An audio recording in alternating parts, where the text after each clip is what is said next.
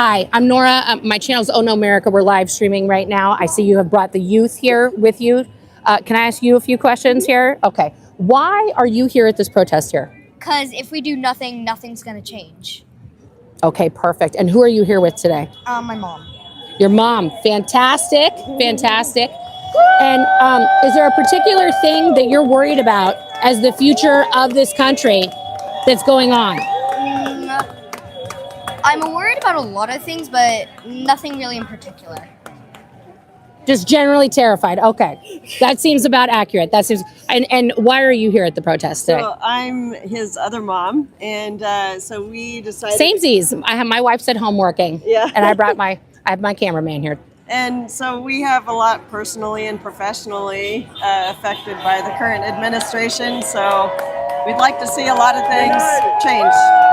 Yeah. I feel you on that. I feel you on that. As a beautiful lesbian couple, are you worried in the state of Oregon about possibly the next gubernatorial election removing your rights or erasing your marriage? I feel less personally worried in the state of Oregon, and that's because I have to prioritize. I work in trans healthcare, so right now my focus is on the imminent concerns rather than hypothetical concerns. Yeah. So I'd say my biggest focus is on my trans patients. And what are you seeing right now, just from the wake of we're in day 20 of this administration? We're not even in the first month hasn't even happened. So what have you seen in the healthcare front, especially for trans people, in that first month of this presidency? Totally. Well, I'll say that the hospital I work at, which I'm not allowed to say no, which of course one, not. but has been very on the forefront of trying to still stay on the right side of history, which I really do appreciate. But I would say globally, it's really interesting. The kids the kids who I get to work with have been really well protected by their parents, and their parents are fucking terrified. So I would say the biggest thing I've seen is parents are like, what are we going to do? What happens next? How do we keep going and taking care of our children and just being parents, which is all that they want to be doing today. Yeah. Just always what they want to be doing. So, yeah. No, 100%. I feel you on that. And are you seeing, I don't know what you do, but what are you witnessing along those lines? What has changed for you so far? Well, I am a director of a nonprofit, and we work with a lot of immigrants. Oh my gosh. In our actual... I wasn't joking when I was like, this is a power lesbian couple here in Portland. These two, don't mess with them. Okay. Yeah. So yes.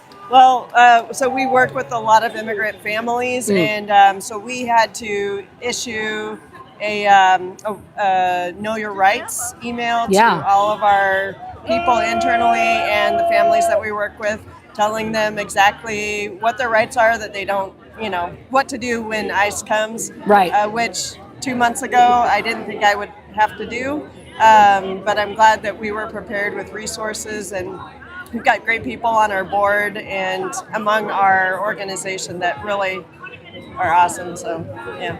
Do you think that in the wake of ICE being able to deputize any local law enforcement, do you think that this will spark perhaps a new underground railroad for immigrants and other people? Unfortunately, I think it might have to. People need to feel safe, and I think there's enough people that are against what's going on federally that that might happen. Yeah.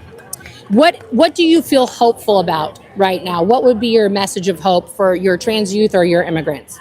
I would say to really honor the history of especially BIPOC women who have been fighting this fight for centuries and really probably millennia if we really think about it. That it's not something that we as white people have to recreate the wheel or reinvent protesting or reinvent how we do community care.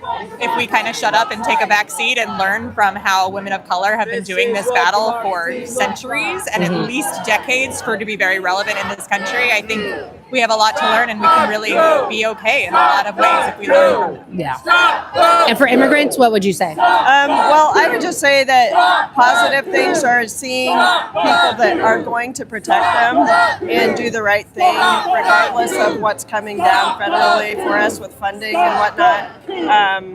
We're just going to continue to be there for them. And I would have to say, as a woman in leadership, that I'm seeing a lot of strength in the women federally, statewide, and locally who are not backing down, and it doesn't matter if we're going to be threatened with losing our funding.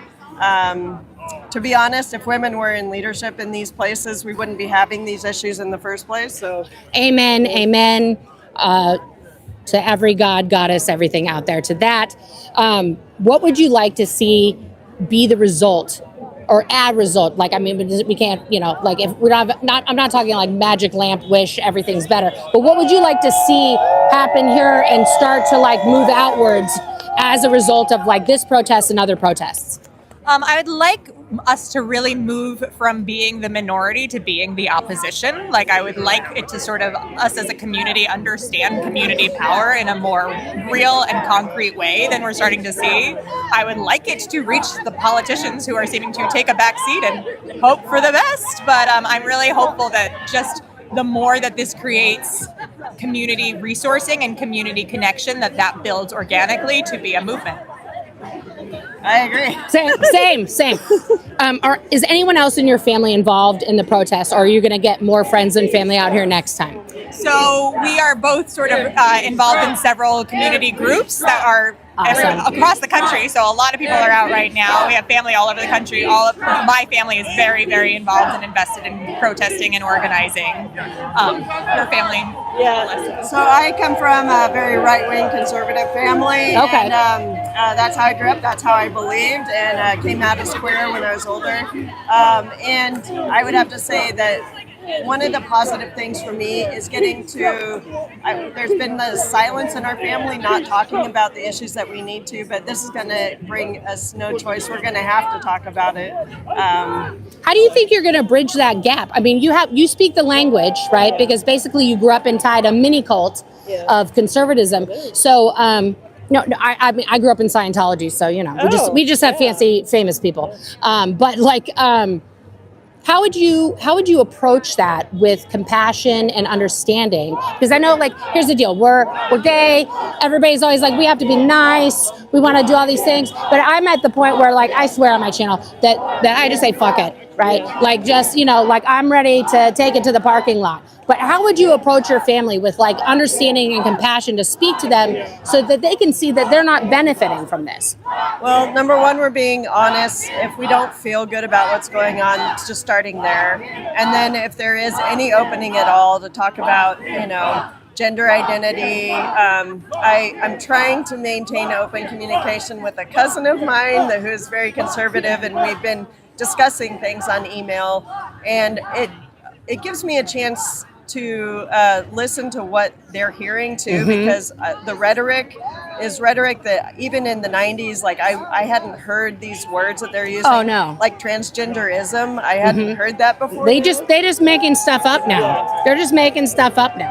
Yeah, so I think that there are openings about, well, I'm curious about what do you mean by that, because I haven't heard that before, and hoping that when I say, well, this is my perspective, that it's going to be heard. I don't know if it will be or not. Well, good luck to you with the awkward Thanksgiving pre-talk that's going to happen all summer long. That's just how that's going to go. But thank you, little man, for being here. I appreciate you for standing up for your mom's rights here and everyone else's. That's a good job, because this is all on you later. I'm sorry. This is just for you. Yeah. Thank you. What's your channel? It's ohnomerica. Ohnomerica. Yeah. I love it. Where I try to break down the daily Trump dump so that we can figure out what just had happened. Yeah. Because, you know, I mean, and I get it. I have relatives that just have Fox News on 24/7, and it is completely different information that they're getting. So I always encourage people to read the documentation themselves. Any proclamation, read the whole thing. Read Project 2025. That's what I'm trying to do. Yeah, we got through the first 100 pages on my channel. That was like 11 episodes. It's all, yeah. And that was we have 800 more to go. But if you don't read it, and encourage your family members to watch C-SPAN so they can see it as it's happening. That's democracy live, right? With no spin from anybody. It's just exactly what the people are saying. So that's the way I do it, you know. Because listen, I love Rachel Maddow too, but sometimes I'm yelling at her. So, you know, it's all good. Thank you guys. This has been amazing, amazing, amazing. I feel invigorated. I feel inspired. I am super excited to see people showing up in force and numbers here in Portland. And I hope that the protests across the country had more, or at least the same amount of people showing up, because democracy is worth fighting for. Our rights are worth fighting for. All right, guys, I love you. Be safe out there, and I will catch you all next time.